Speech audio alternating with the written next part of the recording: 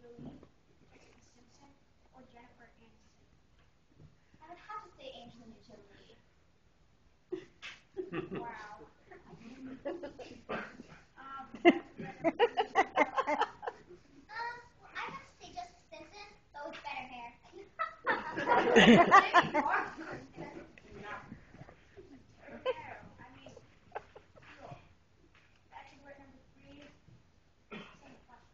Well, I think I look like Jennifer Aniston when she was on Friends. No Friends. Yeah, Robert, what do you think about which bachelorette you will choose? And Tiffany and Evan will tell you what you and your date will do on your date. So, you and your date will get whisked away for a night in New York City, where you would dine at the Tavern on the Green restaurant, then go dancing at Charles Room.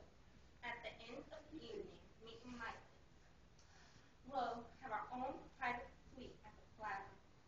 You dingbat, honestly? Okay, Robert, you've got a few minutes. Will it be bachelorette number 1, bachelorette number 2, or bachelorette number 3?